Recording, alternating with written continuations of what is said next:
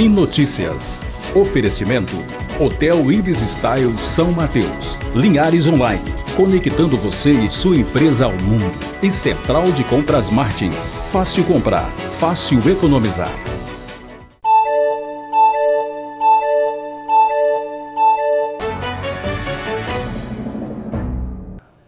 Olá, fique bem informado a partir de agora com as principais notícias de Linhares e região. Está no ar o Sim Notícias e você vai ver na edição desta terça-feira. Prefeito de Linhares, Guerino Zanon, é escolhido novo presidente da Associação dos Municípios do Estado, AMUNES. Carnês do IPTU começam a ser distribuídos aqui em Linhares. Suspeito de assalto, preso em Linhares, também é acusado de aplicar golpes em Soretama. Moradores da comunidade do Sauê, em Aracruz, reclamam de mato alto e esgoto a céu aberto. Confira também a coluna Economia e Negócios com Abel Fiorotti, direto dos Estados Unidos. Fique atento à declaração do imposto de renda. Nossa entrevista de hoje é sobre este assunto com a delegada do Conselho Regional de Contabilidade do Espírito Santo aqui de Linhares, Ana Rita Nico. E os assuntos do nosso esporte você confere com Altemar Félix. Estas e outras informações agora no Sim Notícias. Linhares se vê aqui.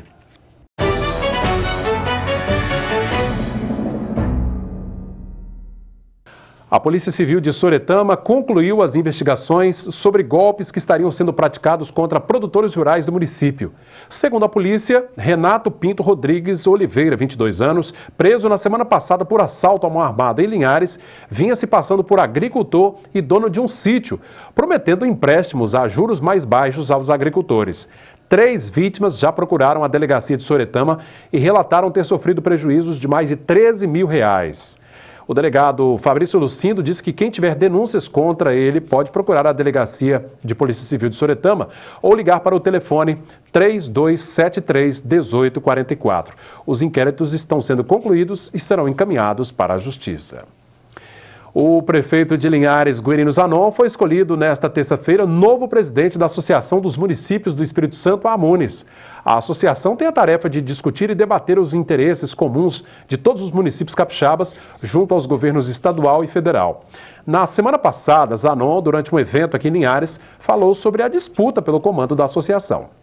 Sempre dá visibilidade ao município onde o presidente da entidade ele está administrando. Mas a função da AMUNES, na realidade, é ajudar o conjunto dos municípios, aprimorar as legislações, as parcerias com os órgãos fiscalizadores, com os poderes constituídos, principalmente o poder estadual, o poder público estadual e o federal. E é isso que vamos fazer. Pois é, Zanon foi escolhido presidente por aclamação por haver apenas uma chapa apresentada. O mandato à frente da AMUNES é de 2 anos. A Associação dos Municípios do Estado foi criada em 15 de julho de 1972 como Associação Capixaba dos Municípios, ACM, com o propósito de organizar os municípios para a defesa dos interesses comuns, para tornar as administrações municipais mais ágeis, fazer debates constantes entre os prefeitos e também solucionar problemas em diversas áreas. Quem estava à frente da entidade até agora era o prefeito de Venda Nova do Imigrante, Dalto Perim. Os contribuintes do Imposto sobre Propriedade Predial e Territorial Urbana, o IPTU de Linhares, começaram a receber os carnês. O pagamento em cota única do tributo pode ser feito até o dia 8 de maio, com 20% de desconto. Nesse dia, vence também a primeira cota, para quem optar em pagar o imposto de forma parcelada em até 6 vezes. O contribuinte que não receber o carnê pode imprimir uma segunda via pela internet no portal da Prefeitura de Linhares. O site é www.linhares.es.gov.br, bastando apenas informar o número da inscrição fiscal impresso em boletos e carnês de anos anteriores. E direto dos Estados Unidos, você vê agora a coluna Economia e Negócios com Abel Fiorotti.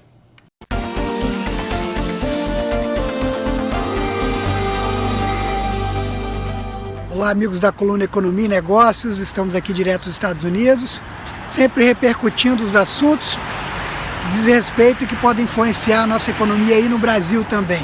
Então, agora, essa semana eu vou falar um pouquinho para vocês sobre câmbio, essa variável das mais difíceis variáveis para a gente poder estimar e projetar um futuro. Quando a gente fala em câmbio, 6 meses é uma eternidade. Né? A gente vê um horizonte de 6 meses, uma eternidade. A gente pode acompanhar a evolução do dólar frente ao real. Nós tivemos dólar há um tempo atrás aí na faixa de 2, 1,8, 2, aí foi subindo para 2,50. Com toda a instabilidade política que aconteceu no Brasil, o dólar chegou no seu pico de aproximadamente R$4. Na semana passada nós tivemos aí o menor nível de dólar dos últimos 2 anos. Quando o dólar está fraco, por incrível que pareça, isso denota que a economia brasileira tem bons fundamentos e está ficando de certa forma mais forte, que está havendo uma recuperação econômica. Não há uma correlação comprovada, mas meio que há um senso comum de que o dólar, o real mais forte, aparenta que a economia brasileira está indo num caminho certo, que está conseguindo se recuperar. E um real mais fraco, consequentemente um dólar mais forte, vice-versa.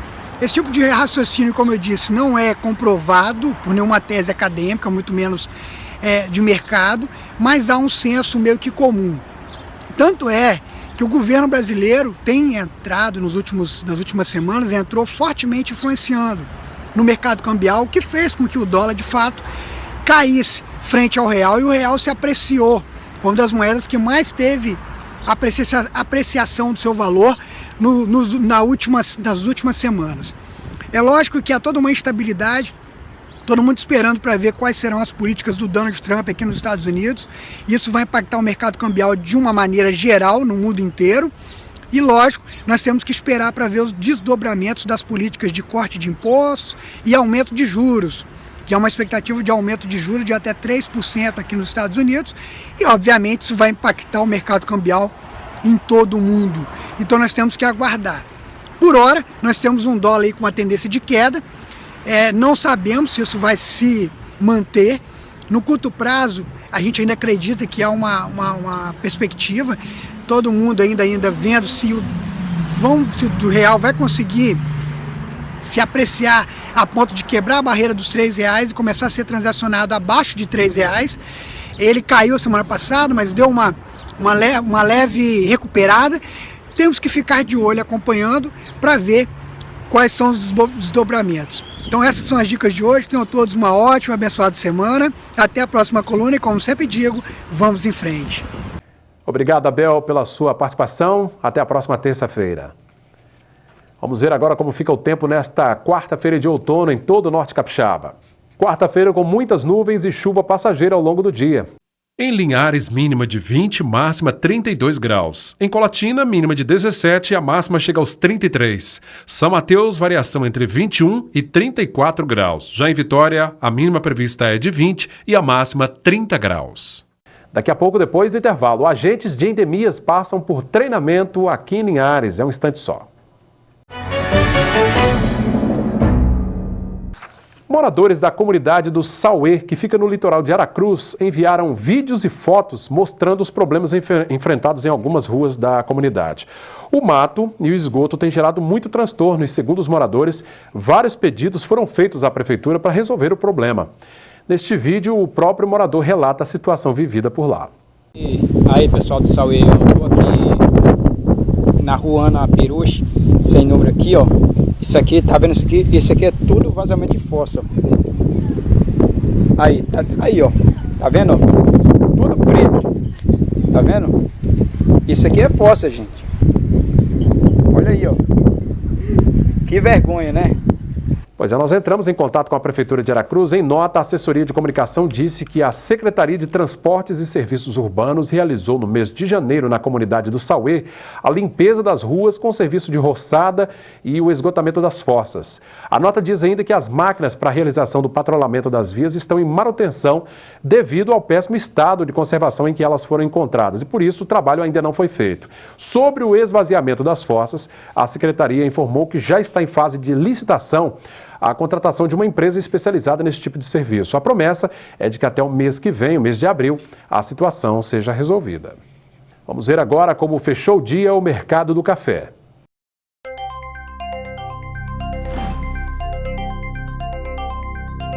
Arábica tipo 6, R$ 468 a saca. Arábica 7, R$ 442. Conilon tipo 7 fechou valendo R$ 439 a saca. 70 agentes de combate às endemias do município de Linhares passaram por um treinamento para realizar visitas e orientações que serão dadas junto à população no combate ao mosquito Aedes aegypti, o transmissor da dengue, zika e chikungunya. Eles tiveram acesso ao levantamento rápido do índice de Aedes aegypti que foi apresentado pelo Grupo Técnico de Controle da Dengue da Secretaria Estadual de Saúde. Este foi o primeiro de 4 encontros que ocorrerão durante o ano de 2017. Até o último dia 11 de março, Linhares havia registrado 158 casos suspeitos de dengue e confirmado 28. Os assuntos agora do Nosso Esporte com Altemar Félix. Muito bem, Cláudio Henrique, não é só o nosso Linhares Futebol Clube que tem problemas estruturais e financeiros para disputar uma competição oficial, como é o Capixabão da primeira divisão. O Esporte Clube Brasil Capixaba, que quer continuar sendo chamado de Esporte Clube Linharense, também tem muitos problemas. Tanto é que não está mandando seus jogos aqui. Seu primeiro jogo em casa vai ser no estádio Sernambi. O Esporte Linharense vem de uma derrota de 1-0 para o Serra no último sábado, gol contra. A base da equipe é de jogadores de até 20 anos, só um destoa, é o Paulo Isidoro, tem cara de 18, corre como de 15, mas tem 35 anos. Os demais tudo até 20 anos. Vamos conferir aí, ó. O time que está disputando a segunda divisão do Campeonato Capixaba. Diz representar a Linhares, mas manda jogos em São Mateus, segundo o dirigente JJ, por falta de recursos financeiros, porque lá em São Mateus é de graça. Goleiros: Erivelton, João Batista, João Pedro e Alain. Só o Erivelton é de Linhares. Ala pelo lado direito, o Ítalo, que é filho do Carlos Conceição, que tem nome aí no futebol amador. Caluan, veio de São Paulo. Stefano, ex-Serra. Zagueiros: Fernando, Rodolfo, o Wembley, já jogou no Linhares Futebol Clube. Jean. Ala esquerda, Thiago Mineiro e Iago Carioca. Volantes: Fábio, Rodrigo, veio de São Mateus, Luan, que é o Luan Soninho. Os meio-campistas: Paulo Isidoro, que tinha parado, voltou. O Enderson, irmão do atacante Zé Augusto, que está no Estrela, chegou a treinar no Esporte Linharense. Danley, ex-Desportiva. Paulinho, ex-Rio Branco, que jogou inclusive a última Copa São Paulo pelo próprio Rio Branco. Para o ataque: Felipe, Bruno Mineiro, Gladson, que é o Gladinho de Povoação, Matheus e Rodrigo Paulista. O JJ, dirigente do Esporte Clube Linharense, diz que Linhares precisa valorizar mais o esporte local, também o futebol profissional, com apoio, com parcerias, porque aí os resultados vêm e a imagem da cidade melhora. Daqui a pouquinho, o Cláudio tem seleção brasileira, 21h45, vai enfrentar o Paraguai. O jogo é muito importante. Caso o Brasil vença, aí se classifica efetivamente para a Copa do Mundo da Rússia de 2018. Por enquanto, o Brasil está virtualmente classificado. Vem jogando muito bem e o Tite está nas graças da torcida. Até quando, hein? Vamos torcer para que assim continue. Muito obrigado, Altemar, pela participação. Até a próxima edição do Sim Notícias. Depois do intervalo, o nosso bate-papo é com a delegada do Conselho Regional de Contabilidade aqui em Linhares, a contadora Ana Rita Nico. Ela fala sobre a declaração do imposto de renda. O prazo final é 28 de abril. É um instante só. Olha, começou no último dia 2 de março e vai até 28 de abril o prazo para entrega da declaração do imposto de renda referente aos ganhos de 2016. Ao meu lado está a contadora e delegada do Conselho Regional de Contabilidade do Espírito Santo aqui na região, Ana Rita Nico. Tudo bem, Rita? Tudo bem, boa noite. Rita, tem que ficar atento aí ao prazo, né, para não perder o bom de deixar para a última hora e complicar a situação. Agora, em linhas gerais, para quem está em casa aí, quem é obrigado a declarar imposto de renda, Rita? Então, nós temos a regra, né? As regras são de quem recebeu o rendimento tributável, a pessoa física, que é bom deixar claro que é rendimento recebido por pessoas físicas, CPF, né? CPF. Uhum. Recebeu rendimento tributável superior a R$ 28.599 no ano de 2016, rendimento anual. Ou rendimentos isentos, superior a R$ 40.000, ou rendimentos da atividade rural superior a R$ 140.000. Essas são as regras básicas, né? Pois é, quem já está acostumado, faz isso todo ano, claro, já sabe como é que funciona. Agora, aquelas pessoas que de repente tiveram um rendimento diferenciado no ano passado, é preciso ficar atento e procurar um profissional também, né, nessa hora. Sem dúvida, Uma né, orientação. Cláudia? Porque tem situações que a pessoa física, o contribuinte, todo ano é aquela regra básica, né? Ele usa os rendimentos, assim, ele faz a declaração, é bem repetida, mas tem situações que são bem atípicas, né? Por exemplo, uma venda de um imóvel com ganho de capital, isso tem todo um trabalho a ser feito, todo né? Então, isso é uma situação diferenciada que é importante a ajuda de um profissional. Por exemplo, mesmo aquela pessoa assalariada que não chega a esse volume de 28 mil e poucos, que tem que declarar o imposto de renda, mas que de repente negociou um imóvel, um veículo, uma outra propriedade, ela também precisa fazer essa declaração dessa movimentação que ela fez? Então, quando tem ganho de capital na transação aí da operação, é obrigada a fazer a declaração de imposto de renda, porque se ela teve ganho, consequentemente lucro, ela pagou, né? Ela teve lucro, ela pagou imposto de renda. Então, nesse caso, sim. Agora, se ela não teve ganho, se ela, ganho de capital, se ela está dispensada pela renda, ela também vai estar dispensada de declarar por causa desses bens. Porque há uma grande confusão, né? As pessoas acham, eu tenho um veículo, eu sou obrigada a declarar? Não. Ela é obrigada a declarar o veículo se ela tiver obrigada a declarar de acordo com a renda dela aí. Tem que estar junto. Tem que estar casado.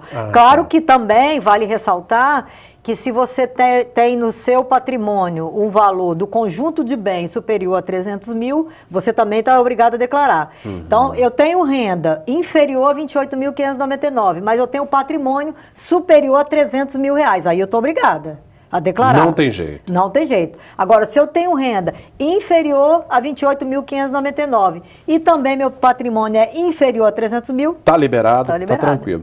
Ô Rita, em relação a 2016, houve alguma mudança assim, mais expressiva nesse ano, 2017? Algumas mudanças mais de tecnologia, né? Agora, quando você informa lá o CPF da fonte pagadora, né? Para quem você pagou lá nas suas despesas, você informa o CPF, se você já declarou em anos anteriores esse profissional, você não precisa estar informando lá o nome do profissional. Você coloca o CPF, o sistema, ele vai puxar automaticamente. Também uma novidade que até o ano passado a gente tinha que instalar o programa da Receita Net, que é o programa que transmite a declaração. Esse ano não temos mais que fazer a instalação desse programa.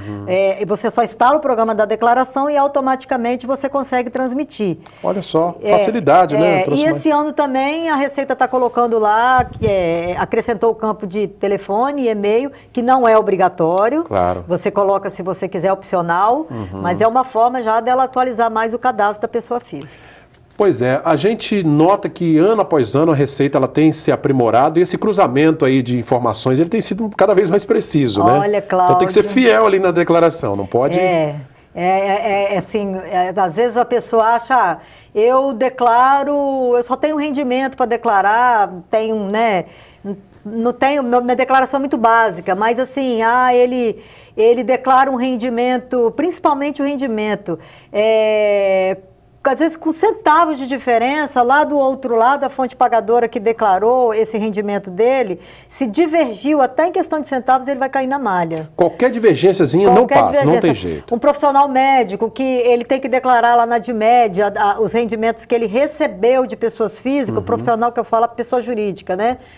Uma clínica, Sim, enfim, um dentista, um médico.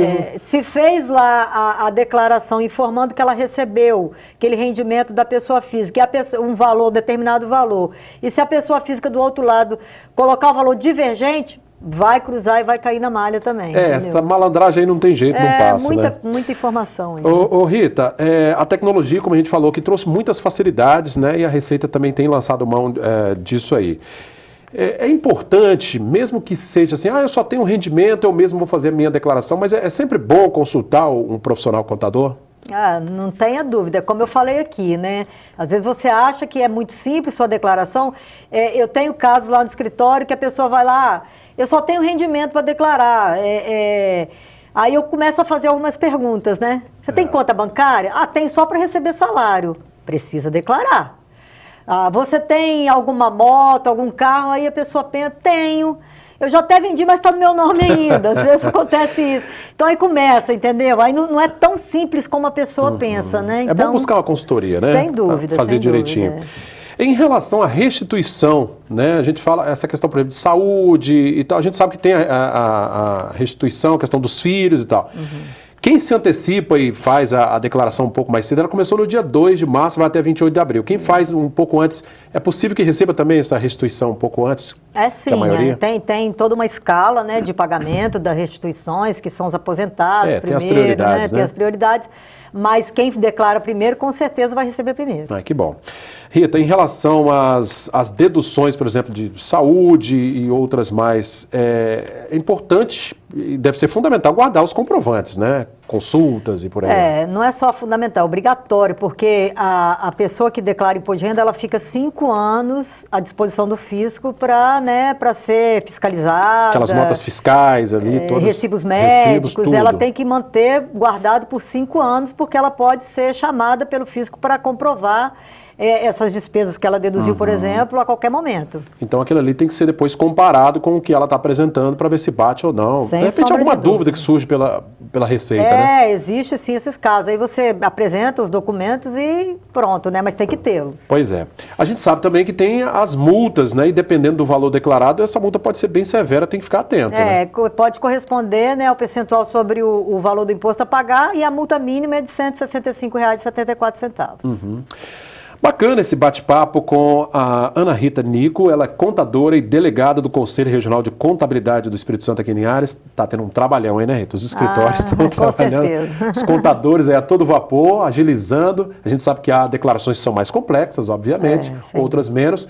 Mas o trabalho certamente muito grande. O sistema da Receita em alguns anos apresentou assim problemas, travamentos, então esse ano eu imagino que isso já está superado, né? Não, assim, a gente só recomenda que as pessoas não deixem para a última hora, o último dia, porque pode haver um congestionamento, né? Muita gente enviando. Então, a gente recomenda que pode acontecer, mas tem sido tranquilo. Qual a sua recomendação para o microempreendedor individual? Já é um outro grupo aí, mas que também precisa declarar, Rita. Então, há uma grande confusão, né, Cláudio? O microempreendedor, por ele ser um microempreendedor, ele não está obrigado a declarar na pessoa física, né? Porque assim, a renda do microempreendedor é da pessoa jurídica, da CNPJ. Claro. Então, isso não quer dizer que ele está obrigado a declarar imposto de renda de pessoa física. São duas coisas distintas, sim, né? O CPF e o CNPJ. Isso aí. Ele está, sim, obrigado a enviar a declaração do microempreendedor, que vence em 31 de maio. Olha aí, 31 de maio. 31 de maio. Ele está obrigado a declarar as receitas do ano de 2016. Então, ele vai preencher ali e colocar tudo o que for pegar as notas fiscais e somar aquilo tudo e colocar o faturamento que ele teve no ano. Não só de notas fiscais, porque o microempreendedor, ele está dispensado da emissão de notas, né, fiscais. Então, ele vai declarar o que ele faturou. O rendimento dele o faturamento do microempreendedor CNPJ. A gente sabe que até 60 mil não tem incidência de... Não é isso. Assim, até o microempreendedor, ele só pode faturar até ter uma receita anual de até 60 mil, que corresponde a 5 mil meses. 5 mil meses. Passando disso, ele deixa de ser microempreendedor. Já entra numa outra categoria e aí a taxação a gente sabe qual é. Isso aí. Ana Rita Nico, muito obrigado pela presença. Eu que agradeço. Estamos à disposição. Tá certo, esclarecendo aí, tirando nossas dúvidas. Esta edição do Sim Notícias vai ficando por aqui. A gente, claro, pede a você que continue participando, interagindo conosco no nosso canal no facebook.com/TV Sim Linhares. Reveja esta entrevista lá no nosso canal direto no YouTube e fale conosco neste número que aparece aí, 3373-2000. A você da Grande Vitória, obrigado pela audiência no canal 20 da RCA, na TV Sim da RCA e também na Grande Vitória. Sim Notícias, Linhares se vê aqui.